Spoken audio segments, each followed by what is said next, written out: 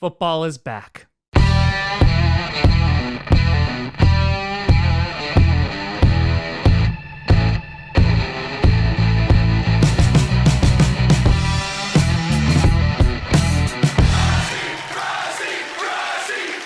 Grossi Posse Packer Nation. Welcome to an episode of Packcast, the podcast where you don't have to be a Packers fan, but it sure does help. I'm your host, Tom. Totally caught that pen, Grossi. And today, for the first time in forever, perfect pitch, we are going to be breaking down the top 10 teams heading into week one of the 2024-2025 NFL season.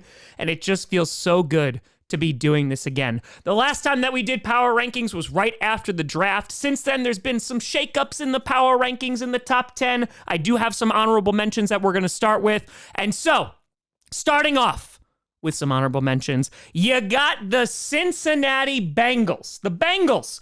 I'm decently high on the Bengals. I know in my division predictions, I had them with a pretty low floor, but their ceiling was pretty high as well. And a lot of that is dependent on two things. One, Joe Burrow is healthy. So automatically, the Bengals should be a good football team because Joe Burrow is a good football player. Hot take? I know, I'm so brave for saying it. But right now, the concerns that I have with the Cincinnati Bengals are two things. And it's not even protection because they did address O-line. I'm very happy with that. It's their run game, which they were terrible at last year. There's no more Joe Mixon, and I don't know if it's going to be that good this year.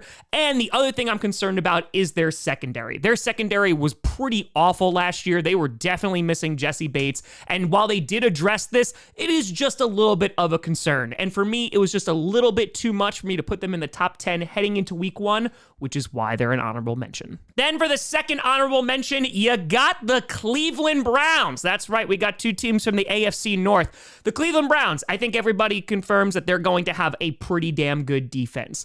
However, where there are some question marks are on the offensive side of the ball. Of course, Nick Chubb, he's going to be starting off on the PUP list. He's not going to be playing for at least some time. But the bigger question is Deshaun Watson. They went and got Jerry Jeudy. They already have Amari Cooper. I love the weapons that they have. Their offensive line is good. But I just don't trust Deshaun Watson yet because we just haven't seen him play a really good game. Yeah, he had a pretty good record as a starter with Cleveland last year when he was healthy. But one, he has to remain healthy. And two, I don't think there was anything spectacular about his play. But all that being said, they're still going to win football games this year because of their defense. And if Nick Chubb comes back and is healthy, ooh, they're going to be good. So if Deshaun Watson can show those flashes of the kind of QB that he was, the Browns will be good. If not, then they'll just be good in spite of him. And then finally, my third honorable mention, you got the Miami Dolphins. The Dolphins, they just extended Mike McDaniel, which I think is a great move. I was concerned that he was a little bit on the hot seat. They did extend Tua as well, and now this is your future, Miami. Can you go out and win? Their offense should be incredible. Achane back. Yes, let's go. And while O-line can always be improved, their defense is just where they are unproven. Now, we know that they could just outscore just about any single opponent until December rolls around because then they forget how to play football. But the Dolphins, for me, I just want to see what they look like week one before putting them in the top 10 right now. But I'm sure they will find their way up there sooner rather than later. So, let's start off with number 10. You got the Dallas Cowboys. Who in the hell does he think he is? Who does he think he is?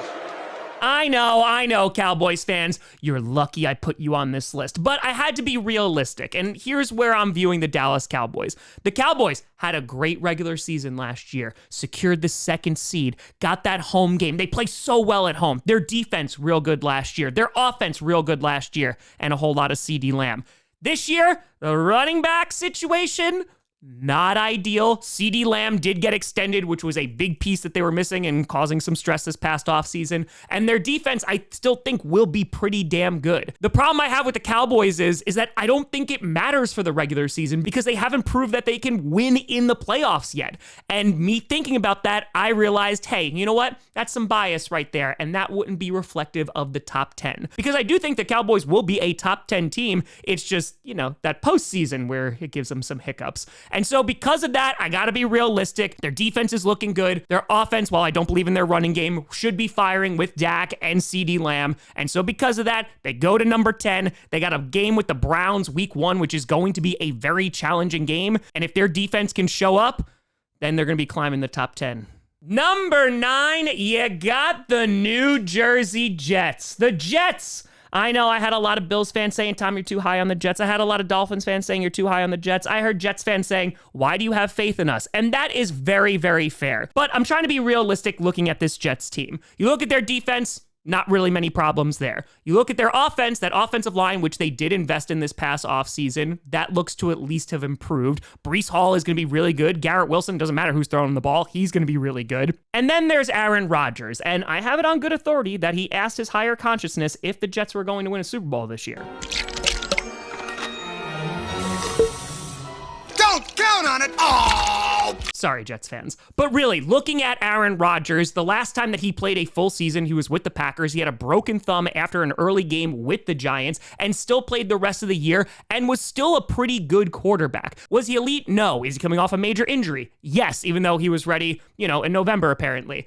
The point that I'm trying to make is that that team was still able to win games with Zach Wilson. If Aaron Rodgers comes in and is just a good to above average quarterback, they have enough of a support system that they will win games. Nathaniel Hackett, regardless of what you believe about him, he works well with Aaron Rodgers. You saw this in Green Bay. Aaron Rodgers got all his people around him, and hey, it better work out this year, because if the Jets don't make the playoffs and go decently far, heads are going to roll in New Jersey. So I do think the Jets have enough of a support system that their team is going to be really good. You put in Aaron Rodgers and he can elevate them to potentially be a great team, but they got to survive Monday Night Football first. So we'll take it one week at a time.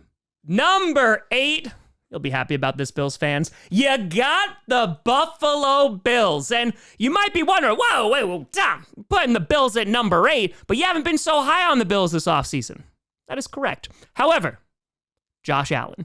Josh Allen, still a really good quarterback. Dalton Kincaid, I think regardless of what the wide receiver situation is, he's going to get a whole lot of receptions. Their run game was really solid last year, and their defense, even though they lost Matt Milano last year, and they still wound up being okay. They lost a lot of veterans this past offseason, and I still see this as kind of like a reload, rebuild season, but with Josh Allen, that could be expedited pretty quickly. Keon Coleman, Curtis Samuel, I love that. We'll see if Khalil Shakir can be a top wide receiver as well. Overall, though, I think the Bills are still in pretty good shape. I think they will be a very competitive football team. And just because there's the unknown of Aaron Rodgers and we just haven't seen him yet, and there's that stability of Josh Allen, I'm trusting that a little bit, which is why I'm picking the Bills at number 8. And Buffalo, yeah, I just hope the scriptwriter is a little bit more fair to you this year. Stay thy hand, fair prince. Who said I'm fair? Number 7. You got the Green Bay mother-loving Packers. The Packers somehow have gotten a franchise quarterback once again. Somehow Palpatine returned. And it feels so good. Jordan Love, after last season, his first full year as a starter, the Packers said yup and gave him all of the money. A lot of people are looking at this saying, hey, this is potentially risky. I get it. It definitely is going to have some risk attached to it, but it's what they've done with other positions that makes me really excited for this team and pretty high on the Packers. Josh Jacobs, who had a banged up season last year, running behind a bad O-line and also was injured, coming in healthy this season and behind a better offensive line when it comes to running the football. So that's a big plus. They went and got Marshawn Lloyd in the draft. He's healthy this week. I'm excited to see what the rookie's going to do. On top of that, wide receivers aplenty. Which guy's gonna be wide receiver 1? Who cares? They all could be, and it could just vary from week to week. I'm really excited about this offense. Then you look on the defensive side of the ball. No more Joe Barry. They bring in Jeff Hafley, who has said everything right as a defensive coordinator, everything as a Packers fan you would want to hear. We still got to see it, though, and that's a big question mark. They bring in Xavier McKinney, a premium free agent who is going to make that secondary look so much better. Eric Stokes back from injury. They go and get Bullard in the draft. There are a lot of things to be excited about with this Packers team because all this investment that the Packers have done over the past few years, it's time for it to pay off. And so if the offense can be just where they were last year, which I think they're going to be better, they're going to be a rockin' football team if that defense can keep up. Of course, we need to stop the run. They are going to have their hands full with Saquon Barkley on Friday night in Brazil, and it will be a great challenge for that secondary to stop all of their receivers. But yeah, hopes are high in Green Bay, and so am I. Wait. But hopes are high in Green Bay, and right now, they're coming in at number 7. Number 6, you got the Houston Texans. I mean the Strouds. The Texans. A lot of expectations after last year in which they turned it around real quick. They swung for the fences in the draft, going back-to-back picks with C.J. Stroud and then with Will Anderson Jr., and it paid off very, very well. They went and got Stephon Diggs in this offseason, and hell, even if he's a wide receiver 3, I think it'll be just fine. The defense, I'm curious about that secondary. I think could be sneaky good. And the Texans just seem to me like a team that is going to be a lot of fun to watch. And CJ Stroud, he could be even more powerful than before.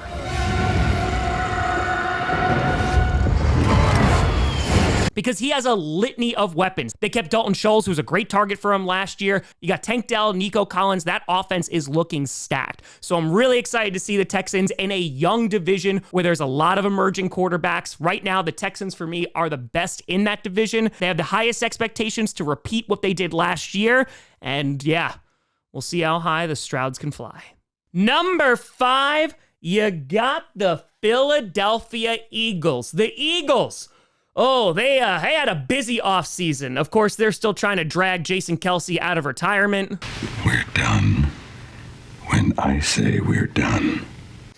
I just miss Jason Kelce so much. But the Eagles, let's talk about them. They go and get Saquon Barkley. Love that addition. They got rid of DeAndre Swift. He's with Chicago now. Saquon, if healthy, I think could have a massive year, just like he was playing really well last year behind that Giants offensive line. And we know how bad that is. Then you look at the defensive side of the ball. That pass rush should be pretty damn good, but that secondary was their major weak point last year. They addressed it over and over again this offseason. They bring back C.J. Gardner-Johnson, which I don't know is going to make a huge difference. Didn't really do a ton in Detroit, but they go and get Mitchell. They get Cooper DeJean in the draft, and there's going to be a lot of expectations for these young guys quick. On top of that, Nolan Smith, we'll see what he's going to finally look like. Of course, you have Jalen Carter, who had a good year last year, and this Eagles team just looks like they're ready to compete. They got rid of their garbage coordinators, so things should be good now, and if not, well, then we're going to start looking at Nick Sirianni real quick, but it's going to be a good challenge against the Packers on Friday night in Brazil. It's a great way to kick off the NFC season, and yeah, the Eagles should be one of the best teams in the NFC, and if not, their fans will let them know. Number 4, you got the San Francisco 49ers. They had a pretty hectic offseason. Of course, you had the Brandon Ayuk drama, which got resolved, and he finally took that contract. You had Ricky Pearsall, who unfortunately got shot, thankfully is okay, but he's going to be on the shelf for at least a little bit. And oh yeah, don't forget, they have to pay Brock Purdy next year, though I'm sure 49ers fans are trying not to think about that right now. Every morning when I wake up, I say everything's gonna be okay, but I'm lying.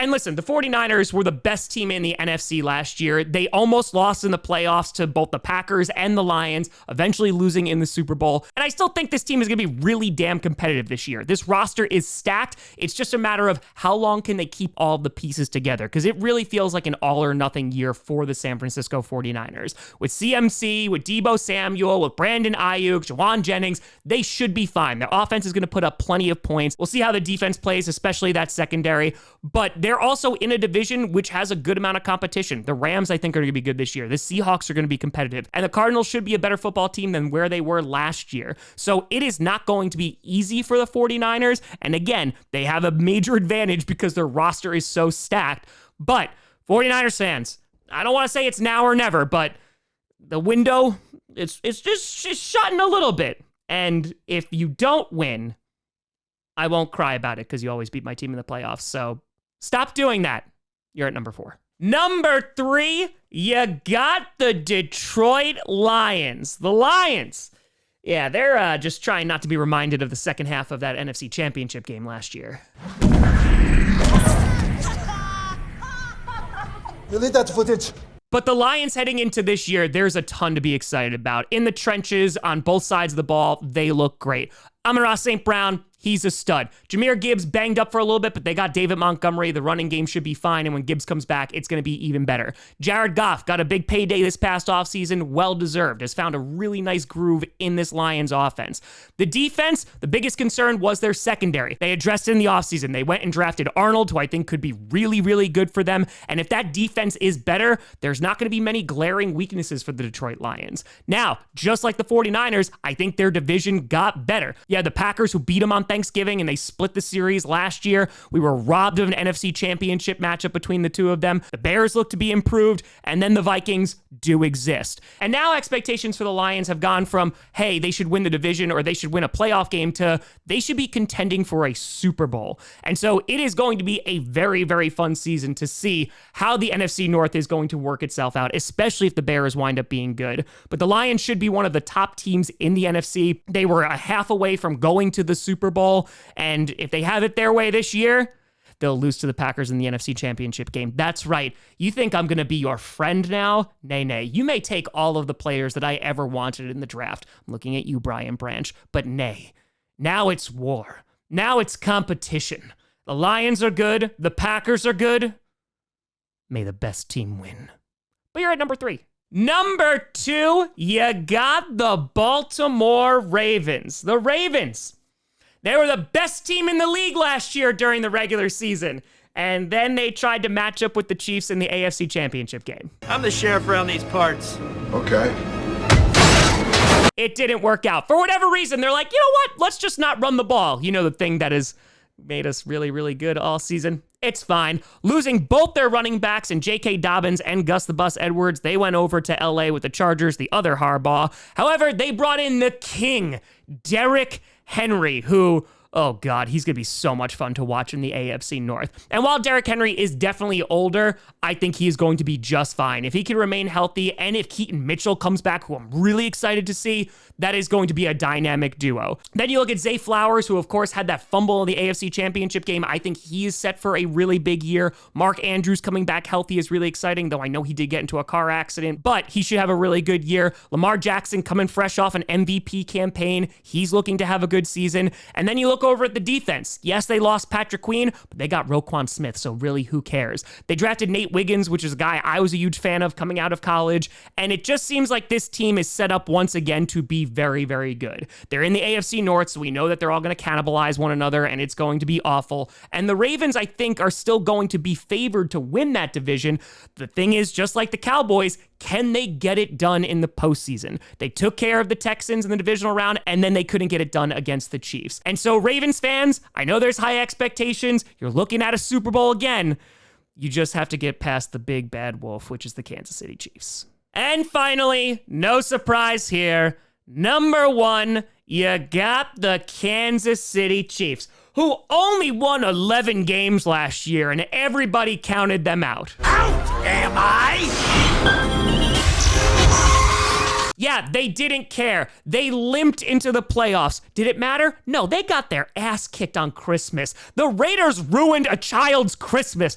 Didn't matter because they ruined everybody's year. Unless you're a Chiefs fan, because they went on the road 2 out of 3 games, knocked off the Bills, knocked off the Ravens, and they went and took care of business in the Super Bowl. And their defense was really good last year. Their defense this year, probably still going to be pretty damn good. Their offense is probably going to be better because who did they get? Carson Steele, who looked like a monster. So yeah, just give them another good running back that can just bulldoze people. Looking at you, Isaiah Pacheco. Not only that, they added some wide receiver options as well because those were missing greatly last year. Travis Kelce, another year, is going to be very productive in that offense.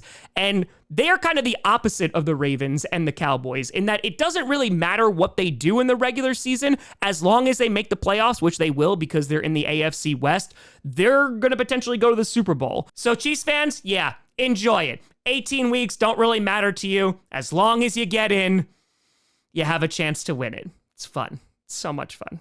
And so, just to recap there, at number 1, you got the Chiefs, 2 Ravens, 3 Lions, 4 49ers, 5 Eagles, 6 Texans, 7 Packers, 8 Bills, 9 Jets, and 10 Cowboys. But let me know what you think down in the comments below. How do you feel about these Week 1 rankings? Who should be on the list? Who should be off the list? Let me know what you think.